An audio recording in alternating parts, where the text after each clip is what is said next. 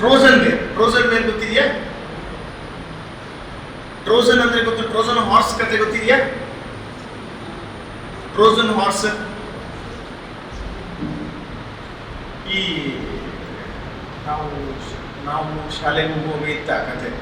ವಿಲ್ಲಿಸಿಸ್ and 40 soldiers. ಒಂದು ಕುದುರೆ Greek city ಸ್ಟೇಟ್ಸ್ನ ಯುದ್ಧದ ಟೈಮಲ್ಲಿ ಅಥೆನ್ಸ್ನವರು ಒಂದು ಗಿಫ್ಟ್ ಟೈಪ್ ಒಂದು ಸ್ಪಾರ್ಟಕ್ಕೆ ಕೊಡ್ತಾರೆ. ಸ್ಪಾರ್ಟ ಸಿಟಿ ಸ್ಟೇಟಿಗೆ ಒಂದು ಮರದ ಕುದುರೆಯನ್ನು ಕೊಡ್ತಾರೆ. ಆ ಮರದ ಕುದುರೆಯಲ್ಲಿ ಒಂದು ಸೈನಿಕರು ಇರ್ತಾರೆ ಅದರೊಳಗೆ.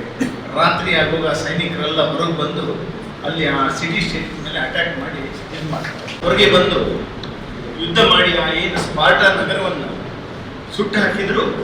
ಅದೇ ನಿಮಗೆ ಏನು ನೀವು ಕೆಲವೊಂದು ಸೈಟ್ಸಿಗೆಲ್ಲ ನೀವು ಹೋದಾಗ ನಿಮಗೆ ವಿಡಿಯೋಸ್ ಅಥವಾ ಒಂದು ಫೋಟೋಸನ್ನು ನೀವು ಡೌನ್ಲೋಡ್ ಮಾಡ್ತೀರಿ. ನೀವು ಫೋಟೋಸನ್ನು ಡೌನ್ಲೋಡ್ ಮಾಡಿದಾಗ ಏನಾಗ್ತದೆ, ಆದರೆ ಒಟ್ಟಿಗೆ ಕೆಲವು ವೈರಸ್ ಸಮೇತ ಸೇರ್ಕೊಂಡಿರ್ತದೆ.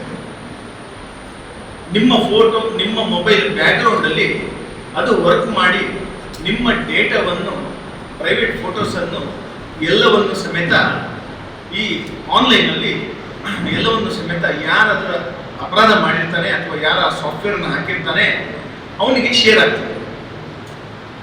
ಸೊ ಆ ಕಾರಣದಿಂದ ಡೌನ್ಲೋಡ್ ಮಾಡುವಾಗ ಸ್ವಲ್ಪ ಜಾಗ್ರತೆಯಾಗಿ ನೋಡಿ, ಎಲ್ಲ ಫೈಲ್ಸನ್ನು ಡೌನ್ಲೋಡ್ ಮಾಡಬೇಕು. ನೆಕ್ಸ್ಟ್ ಸೆಕ್ಸ್ಟಾರ್ಷನ್ ಅಂದ್ರೆ ಕೇಳಿದ್ದೀರಾ? ಎಕ್ಸ್ಟಾರ್ಷನ್ ಕೇಳಿದ್ದೀರಾ? ಕನ್ನಡದಲ್ಲಿ ಬಲಾತ್ಗ್ರಹಣ ಅಂತೇಳಿ ಹೇಳ್ತಾರೆ. ಎಕ್ಸ್ಟಾರ್ಷನ್ ಅಂದ್ರೆ ಬ್ಲ್ಯಾಕ್ ಮೇಲ್ ಮಾಡೋದು. ಸಿಂಪಲ್ ಇಂಗ್ಲಿಷ್ ಆದರೆ ಬ್ಲ್ಯಾಕ್ ಮೇಲ್ ಮಾಡುವಂಥದ್ದು. ಈ ಸೆಕ್ಸ್ಟಾರ್ಷನ್ ಅಲ್ಲಿ ಏನಂದ್ರೆ, ನಿಮಗೆ ಈ ಫೇಸ್ಬುಕ್ ಅಲ್ಲಿ ಅಥವಾ ಇನ್ಸ್ಟಾಗ್ರಾಮ್ ಅಲ್ಲಿ ಯಾವುದಾದ್ರೂ ಒಂದು ಸೋಷಿಯಲ್ ಮೀಡಿಯಾ ಸೈಟ್ಸ್ ಅಲ್ಲಿ ನಿಮಗೆ ಗೊತ್ತಿಲ್ಲದವರು ನಿಮಗೆ ಪರಿಚಯ ಆಗ್ತಾರೆ. ಪರಿಚಯ ಆಗಿ ನಿಮ್ಮನ್ನು ವಾಟ್ಸಪ್ಪಿಗೆ ತಗೊಳ್ಳಿಕ್ಕೆ ಹೇಳ್ತಾರೆ. ವಾಟ್ಸಪ್ಗೆ ಇದು ನಡೆದಂಥ ಇನ್ಸಿಡೆಂಟ್ ವಾಟ್ಸಪ್ಗೆ ತಗೊಳ್ಳಿಕ್ಕೆ ಹೇಳಿ ತಗೊಂಡ ನಂತರ ಆಚೆ ಬದಿಯಿಂದ ಹೆಚ್ಚಾಗಿ ಒಂದು ಹುಡುಗಿ ಇರ್ತಾರೆ. ಅವರು ತಮ್ಮ ಇದು ಅಶ್ಲೀಲವಾದ ವಿಡಿಯೋವನ್ನು ಇವರಿಗೆ ತೋರಿಸ್ತಾರೆ. ತೋರಿಸಿದ ನಂತರ ಈಚೆ ಹೆಚ್ಚಾಗಿ ಗಂಡಸರೇ ಇರ್ತಾರೆ ವಿಕ್ಟಿಮ್ಸ್.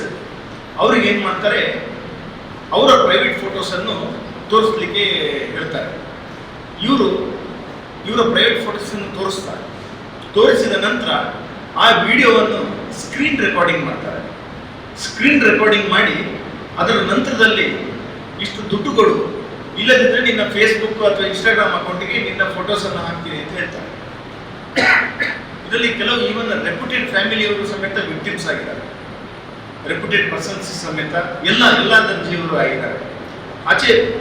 ಆಚೆಗೆ ಏನು ಮಾಡ್ತಾರೆ, ಯಾವುದೋ ಫಾರಿನ್ ಹುಡುಗಿದು ತೋರಿಸ್ತಾರೆ. ಈಚೆ ಬದಿ ವಿಡಿಯೋ ರೆಕಾರ್ಡಿಂಗ್ ಮಾಡ್ತಾರೆ. ವಿಡಿಯೋ ರೆಕಾರ್ಡಿಂಗ್ ಮಾಡಿ ಹಣಕ್ಕಾಗಿ ಬ್ಲ್ಯಾಕ್ ಮೇಲ್ ಮಾಡ್ತಾರೆ.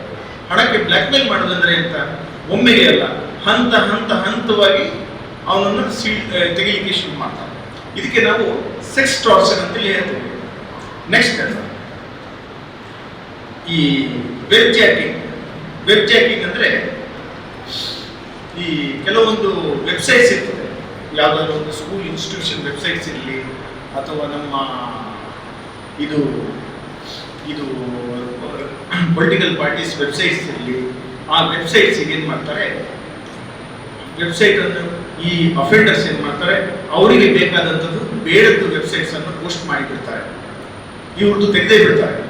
ಅದಕ್ಕೆ ಹೇಳೋದು ವೆಬ್ ಚಾಟಿಂಗ್ ಅಂತೇಳಿ. ವೆಬ್ಬಲ್ಲಿ ಇವರು ಪೆನೆಟ್ರೇಟ್ ಮಾಡಿ ಅಫೆನ್ಸ್ ಮಾಡ್ತಾರೆ. ನೆಕ್ಸ್ಟ್ ನಿಮಗೆ ಫೇಸ್ಬುಕ್ಕಿಂತ ಹೆಚ್ಚಿನವರಿಗೆ ನನ್ನ ಪ್ರಕಾರ ಫೇಸ್ಬುಕ್ ಅಕೌಂಟ್ ಇದೆಯಲ್ಲ,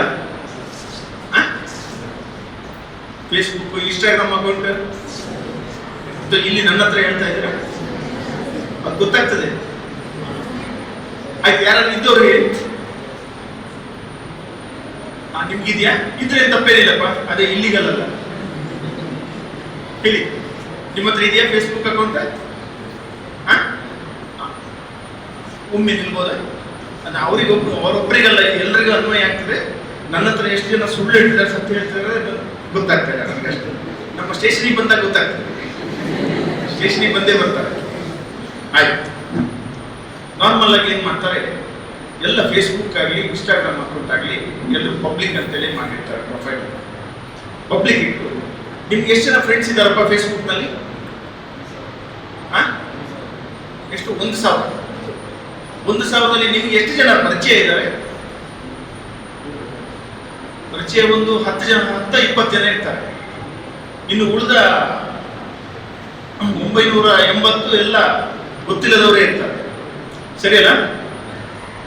ನಿಮ್ಮ ಫೇಸ್ಬುಕ್ನಲ್ಲಿ ನಿಮ್ಮ ಫೋಟೋ, ನಿಮ್ಮ ಫ್ಯಾಮಿಲಿಯ ಫೋಟೋ, ನೀವು ಓದಿದ್ದೆಲ್ಲಿ ಎಲ್ಲವನ್ನೂ ಹಾಕ್ತಿರಲ್ಲ. ಖಾಲಿ ಅವರೊಬ್ಬರೇ ಅಷ್ಟೇ ಅಲ್ಲ, ಹೆಚ್ಚಿನವರು ಅವರ ಫೇಸ್ಬುಕ್ನಲ್ಲಿ ಅವರ ಫೋಟೋ ಮತ್ತು ಅವರ ಫ್ಯಾಮಿಲಿಯ ಫೋಟೋ ಎಲ್ಲವನ್ನು ಹಾಕ್ತಾರೆ. ಹಾಕಿ ಅವರ ಪ್ರೈವೇಸಿಯನ್ನು ಪಬ್ಲಿಕ್ ಮಾಡಿಬಿಡ್ತಾರೆ. ಏನಾಗ್ತದೆ, ಈ ಫೇಸ್ಬುಕ್ನ ಅಫೆನ್ಸಲ್ಲಿ ಯಾರು ಹೊರಗಿನವರು ಮಾಡೋದಿಲ್ಲ. ಆ ಫೇಸ್ಬುಕ್ನ ಅವರ ಫ್ರೆಂಡ್ಸೇ ಇರ್ತಾರಲ್ಲ, ನಾನು ಅವರಿಗೆ ಹೇಳ್ತಾ ಇರೋದಲ್ಲ, ಎಲ್ಲರೂ ಅವರ ಫ್ರೆಂಡ್ಸೇ ಅವರ ಫೋಟೋವನ್ನು ಮಾರ್ಫಿಂಗ್ ಮಾಡ್ತಾರೆ. ಮಾರ್ಫಿಂಗ್ ಮಾಡಿ ಬೇಡದ ಫೋಟೋಗೆ ಜೋಡಿಸ್ತಾರೆ. ಅದಕ್ಕೆ ಎಲ್ಲರೂ ನಿಮಗೆ ಫೇಸ್ಬುಕ್ ಅಕೌಂಟ್ ಇದ್ದರೆ ಫೇಸ್ಬುಕ್ನಲ್ಲಿ ಆದಷ್ಟು ಪ್ರೈವಸಿಯನ್ನು ಮೇಂಟೈನ್ ಮಾಡಿ. ಅದು ನಿಮಗೆ ಒಂದು ನಾಲೆಜಿನ ಒಂದು ಕೇಂದ್ರ ಬಿಂದು ಆಗಬೇಕೆ ಹೊರತು ಅದು ನಿಮ್ಮ ಪ್ರೈವಸಿಯನ್ನು ಶೇರ್ ಮಾಡುವಂಥದ್ದಲ್ಲ. ಒಂದು ನಮ್ಮ ಪುತ್ತೂರದೇ ಒಂದು ಕೇಸ್ ಆಗಿತ್ತು, ಅದು ಎಲ್ಲಿಂದ ನಾನು ನಿಮಗೆ ಹೇಳಲಿಕ್ಕಾಗಲಿಲ್ಲ. ಆ ಹುಡುಗಿಯ ಫೋಟೋವನ್ನು ಇನ್ನೊಂದು ಫೋಟೋಗೆ, ಬೇರೆ ನ್ಯೂಡಿಟಿ ಇರುವ ಫೋಟೋಗೆ ಜೋಡಿಸಿದ್ದಾರೆ. ನ್ಯೂಡಿಟಿ ಇರುವ ಫೋಟೋಗೆ ಜೋಡಿಸಿ ಅದನ್ನು ಪೋಸ್ಟ್ ಮಾಡಿದ್ದಾರೆ.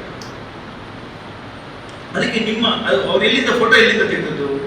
ಶಾಲೆಯಲ್ಲಿ ಓದ್ತಾ ಇರುವಂತಹ ಒಂದು ಗ್ರೂಪ್ ಫೋಟೋದಲ್ಲಿ ಹಾಕಿದ್ದನ್ನು ತೆಗೆದು ಹಾಕಿದ್ದಾರೆ. ಬೇರೆ ಯಾರು ಮಾಡಿದಾರೆ? ಅವರು ಒಟ್ಟಿಗೆ ಶಾಲೆಯಲ್ಲಿ ಓದ್ತಾ ಇರೋರೇ ಮಾಡಿದ್ದಾರೆ. ಅದು ಪತ್ತೆ ಆಯಿತು, ಒಟ್ಟಿಗೆ ಓದ್ತಾ ಇರೋರೇ ಮಾಡಿದ್ದಾರೆ, ಬೇರೆ ಯಾರು ಮಾಡಿದ್ದಾರೆ. ಅದಕ್ಕೆ ನಿಮ್ಮ ಪ್ರೈವಸಿಯನ್ನು ಯಾವುದೇ ಕಾರಣಕ್ಕೂ ಬಿಡಬೇಡಿ. ಈಗ ನಿಮ್ಮದು ಫೋಟೋ ಫೇಸ್ಬುಕ್ ಇನ್ಸ್ಟಾಗ್ರಾಮಲ್ಲಿ ಇಲ್ಲದಿದ್ದರೆ ನಿಮ್ಮ ಮೊಬೈಲಲ್ಲಿ ಸ್ಟೇಟಸ್ ಫೋಟೋದಲ್ಲಿ ಇರ್ತದಲ್ಲ, ಕೆಲವರು ಸ್ಟೇಟಸ್ ಅಲ್ಲಿ ಅಥವಾ ಪ್ರೊಫೈಲ್ ಪಿಕ್ಚರ್ ಆಗಿ ಹಾಕೊಳ್ತಾರೆ ಅಲ್ಲ, ಅದನ್ನಾದ್ರೂ ಮಾಡ್ಬೋದಲ್ಲ. ಏನಿಲ್ಲ, ತಲೆಯನ್ನು ಕತ್ತರಿಸಿ ಬೇಡದಕ್ಕೆ ಹಾಕಿಬಿಡ್ತಾರೆ. ಸೊ ಅದರಿಂದ ಇವತ್ತೇ ನಿಮ್ಮ ಪ್ರೈವಸಿಯನ್ನು ಮೇಂಟೈನ್ ಮಾಡಿ. ಪ್ರೈವೇಟ್ ಫೋಟೋಸ್ ಅನ್ನು ಯಾವುದೇ ಕಾರಣ ಹಾಕಬೇಕು. ಈ ಮನುಷ್ಯನ ಮನಸ್ಸು ಹೊರಗೆ ಒಂದು ಇರ್ತದೆ, ಒಳಗೆ ಒಂದು ಇರ್ತದೆ, ಕಾಣಲಿಲ್ಲ. ಸುದ್ದಿ ಚಾನಲ್, ಕ್ಷಣ ಕ್ಷಣದ ಸುದ್ದಿಗಾಗಿ.